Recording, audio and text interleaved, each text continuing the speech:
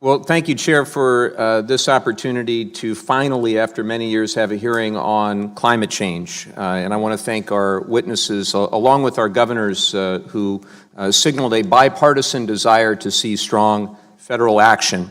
Let's cut to the chase. The overwhelming scientific consensus has left no doubt that we are facing a climate crisis. And it's long past time to stop undermining science and evidence. The report that we saw this morning from NOAA and NASA shows that the 5 warmest years recorded since 1880 are the last 5 years. This isn't that hard to figure out. Now must be the time to accept reality. This is reality, and we've got to begin focusing on solutions. And I want to thank the young people who are here for leading the way on initiatives like the Green New Deal. We must not wait to accelerate the deployment of renewable energy or energy-efficient buildings or electrify our transportation infrastructure. And I'm from the great state of California, where I've been involved in climate and energy policy for a long time, and I've heard the naysayers every step of the way.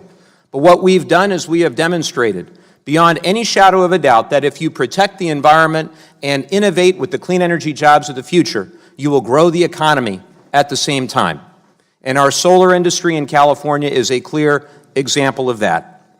We must also not abdicate our global leadership on the issue of climate change or subcontract our energy and environmental policies to a handful of big polluters who ignore science and common sense. And we must not sit by as unprecedented climate change impacts the health and safety and economy of our communities.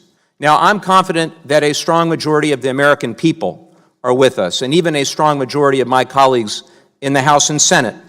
The question is whether we have the courage to act on climate, and this hearing is just one step of many that we're going to need to take in that direction. The transition to a more sustainable future has been my life's work, and it'll be a critical aspect of my service in Congress. I hope that we can put politics aside, if even for just a moment, and focus instead on science and evidence and our future. And like my friend Mr. Neguse, I've got 2 young children at home, and this is about leaving the planet better for them than how I found it. With that, I actually do have a couple of questions for Dr. Cobb. Dr. Cobb, I want to thank you for your work. We've seen numerous studies over the past few months that climate change is wreaking havoc on ecosystems, and that we've potentially lost 2/3 of all species that were on the planet before the Industrial Revolution. So why is the preservation of biodiversity so important for our resiliency to climate change, and what steps can we take to preserve biodiversity, particularly as the Natural Resources Committee? Thank you for that question, the opportunity to address that. I think I made clear in the testimony that I provided that any number of indicators of our ecosystem's health are already showing steady declines with respect to climate change impacts. The National Climate Assessment lays that out item by item. But to your question about biodiversity, diversity of species is critical to the function of ecosystems, and in turn, those ecosystem services that we rely on. We might turn to the functioning of coastal ecosystems and recognize the importance of functioning ecosystems to provide fishermen with livelihoods and many other kinds of tourist-related services as well.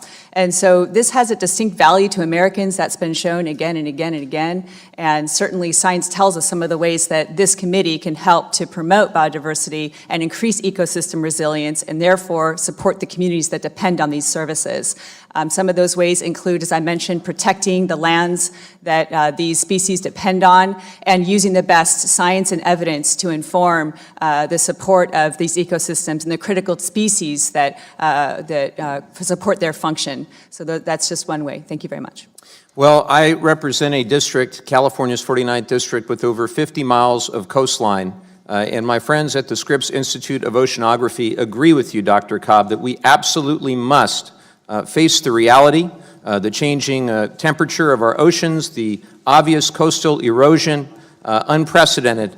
And if we don't act, future generations will regret our lack of action Now is our moment to lead. This should not be a partisan issue. This should be based on science and evidence. And if we can actually focus on facts for a change, maybe we'll get somewhere. And I yield back.